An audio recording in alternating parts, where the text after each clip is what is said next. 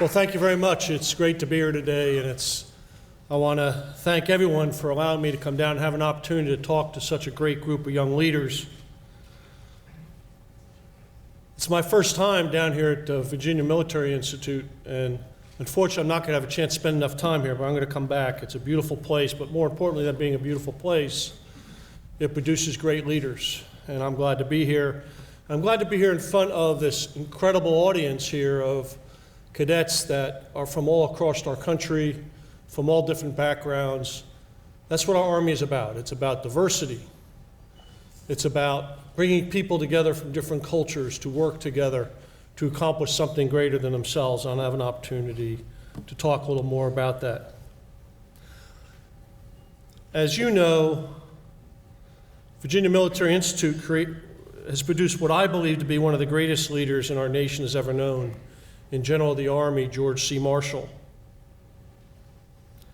As the 38th Chief of Staff of the Army, it's an honor of mine that I get a chance to sit at the same desk that he sat in when he was, in fact, the 15th Army Chief of Staff. And I get to live in a house that every Chief of Staff of the Army has lived in since 1908. And as I walk down the hallway, there's these pictures that are on the wall, and I feel every morning they are judging me to make sure I'm doing my job properly. And they check me out to make sure that I'm making all the right decisions. And he's one of those that stands up there and looks at me every day when I go down the hall. It's a privilege, as I said, to be here today, to be among our country's strongest assets, our true investment, and that's our future leaders who are following in George C. Marshall's footsteps. 36 years ago, I was where you were at. I was a senior in college. I was a first year at West Point. And I was surrounded by a bunch of great young people just after the completion of the Vietnam War. We came into the Army when the Vietnam War was still, into West Point when Vietnam War was still going on. But when we graduated, it had just finished. So back then I was worried what was going to happen to me over the next few years as a lieutenant and captain. I wouldn't be one who get a chance to go to combat. I wouldn't have a chance to really test my mettle. How would I compare against everyone else? And I was a graduate. There's 855 cadets in my graduating class. And what was amazing to me is 32 of those have become general officers. So as you sit here today, my guess is many of you sitting out here will become general officers someday. However, I would tell you that's not what you should be worried about today. Because when I graduated, I never worried about being a general officer. I was just worried about my first assignment. What was it going to be like to be a platoon leader? What would it be like to be out in the Army? What would be expected of me? What would be my duties as I went out there in the Army? So the one thing I can tell you, though, is learning is the key. Don't be afraid to continue to learn every single day. And I believe the military provides an incredible opportunity for you to maximize your individual potential. This week, you're all ambassadors here, representing both your ROTC departments, but also your universities. And I want to congratulate each and every one of you for your distinguished selection as a Marshall Award winner from your respective ROTC battalions. You're about to embark on the greatest leadership experience this nation has to offer, leading American soldiers during a time of transition, during a time of war, in an area of uncertainty with unforeseen challenges ahead. I want to thank General Dick Cody, a good friend of mine. I was told this is his second year chairing this seminar because you had so much fun doing it last year. And with all the talent in this room, I understand why you've come back. General P., I want to thank you. It's always good to see a fellow artilleryman who succeeded so much in our Army and continues to succeed here at the head of VMI, and we're so proud of what you do every single day. Thank you so much for hosting us today. We really appreciate it very much. Major General Jeff Smith, the CGA Cadet Command. I think, Jeff, with about 2 weeks, you've been in command now. A quality officer who's been in combat several times and will help us to continue to develop our young leaders. And Mr. Brian Shaw, the president of George C. Marshall Foundation, thank you so much for your continued commitment to the foundation. It's important that we continue this great endeavor. I understand that this is the last day of the seminar, so I hope you've taken advantage of this opportunity to engage each other. The Army is about people. It's about soldiers and relationships. And they are critical to your profession as you move forward. I know you're probably all familiar now with the story of Captain George Marshall, a young, energetic staff officer confronting General Pershing, commander of the American Expeditionary Forces in Europe in 1917. An incident that many would have seen as a career ender, where frankness could have been mistaken for insolence, resulted in a close friendship. After that confrontation, Pershing had Marshall come work on his staff, and from there served as his aide-de-camp and closest advisor. President Roosevelt selected General Marshall as the 15th Army Chief of Staff based largely on the recommendation from General Pershing.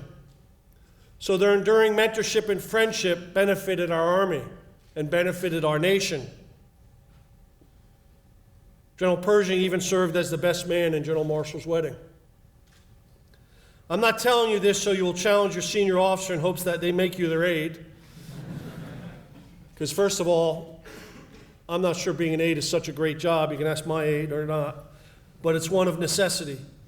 As leaders, you must create and foster an environment where candor from subordinates is both expected and accepted. And that's the lesson to be learned here. Is an organization without candor and discussion on difficult issues and topics is an organization that will not succeed. I know and I will say that there's recognized potential with each of you. Remember that the ladder of success is best climbed through continual development and the assistance of mentors, peers, as well as your subordinates. And don't ever forget that. As a collective whole, your 2012 cohort is an exceptional batch of professional, well-rounded academic leaders. Let me just talk briefly about the top-ranked cadet on the Order of Merit list of the 5,643 Army cadets in your 2012 cohort.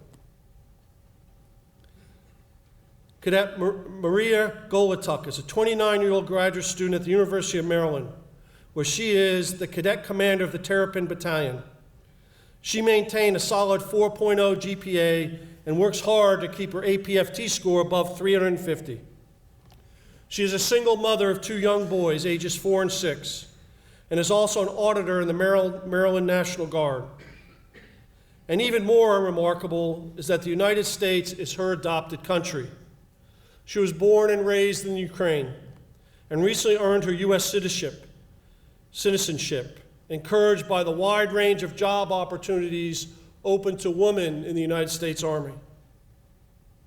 She chose this route to develop her full potential because the Army is an institution of excellence and an institution of professionalism.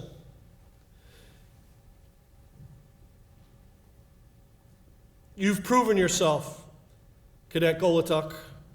You're a good match for us with your demonstrated excellence, and we are so excited to have leaders like you join our ranks.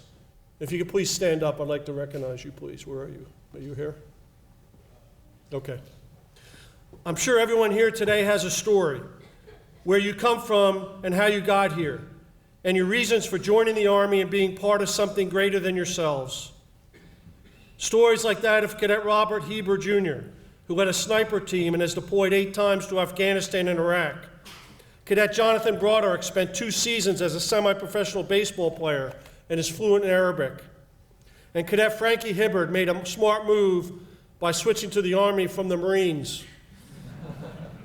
And he volunteers, tutors, works 2 jobs, and holds a 3.88 GPA, and is currently ranked in the top 20 in the Mid-Atlantic region for the CrossFit Games. This is quite a cross-section that speaks accolades for the quality of young men and women joining our ranks today. And we are seeing that from initial entry level to newly commissioned officers. We are truly blessed as a nation and as an Army. I'd like to take a few minutes to talk about the strategic environment, to give you a better understanding of the challenges that you face as future Army leaders. We are truly a globally engaged Army in nearly 150 countries around the world on 6 out of the 7 continents, with over 93,000 soldiers deployed and another 95,000 soldiers forward stationed. Our strategic environment has changed and will continue to change in unpredictable ways. Today, the world is defined by uncertainty and change, coupled with the complex, dynamic, and interconnected nature of our global environment. This calls for us to think and lead in new ways. We still don't fully understand or know the impact of the global economic crisis and the political awakening of previously repressed populations. I would even argue that the Arab Spring has just started. So what does that mean for the Middle East? Further, what does the Arab Spring mean for regional and global security? These are important issues for us to think about. Syrian unrest threatens to spill over, and Iran remains a destabilizing influence with their pursuit of nuclear weapons. South Asia remains a complex environment with various extremist groups impacting security in Pakistan and India.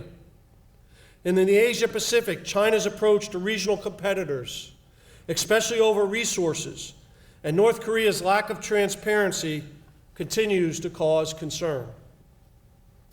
And don't be lulled into a false sense of security by the failure of the North Koreans' launch attempt. Their intent remains, so we must be prepared for what the future may bring. It is difficult to see the current strategic environment inherently trending toward peace, unless we, along with others, act to positively influence it. We must remain engaged around the world. We must also remember that conflict is a human endeavor, ultimately won or lost in what we call the human domain. The Army operates in this human domain, which is the most important factor in a complex environment, and you will all be leaders in that domain. After 10 years of sustained combat, we are now looking forward to shape the characteristics and capabilities of our future force. First is depth and versatility. Depth is gained by a trained and ready Army that has sufficient capacity and ability to expand if needed. Versatility is achieved by the diverse mix of capabilities, formations, and equipment that allow us to rapidly respond to a wide array of problems and problem sets. Next, our Army must be adaptive and innovative. Army leaders accept that there are no predetermined solutions to problems. They adapt their thinking, their formations and equipment and employment techniques to the specific situation they face. You must also be flexible and agile in our responsiveness, able to dominate in any operational environment. Army forces must also be integrated and synchronized. They do not operate alone, but in a larger joint, interagency, intergovernmental, and multinational context. Finally, it's imperative that armies be lethal and discriminate. The capability for the lawful, discriminate, expert application of lethal force builds the foundation of future effective operations. Moving forward, our Army's primary purpose is steadfast and resolute, to fight and win our nation's wars. But we all know that the Army must be able to do much more than that. And that is where each one of you comes in. The past decade of conflict informs us and our thinking as we look forward. Because if we have adapted to the wars we've been fighting, the Army has been focused on a specific set of needs. But those needs and the means in which they are resourced have changed. And so we must fundamentally change how we do business. As we go through this transition, it is going to be our young leaders who help drive the changes needed to retain our credibility as the premier land force in the world. I believe we can accomplish anything if we have the right leaders. Generally speaking, I mean that quite literally. Leadership is paramount to our profession. Being a leader is not about giving orders.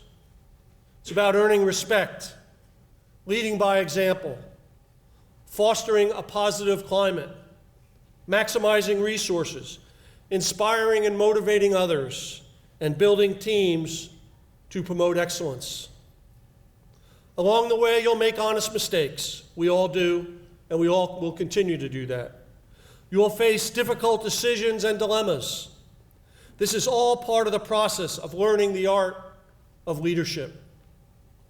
You must internalize the Army's values, demonstrate unquestionable integrity and character, and remain truthful in word and deed. Soldiers trust their leaders. Leaders must never break that trust, as trust is the bedrock of our profession.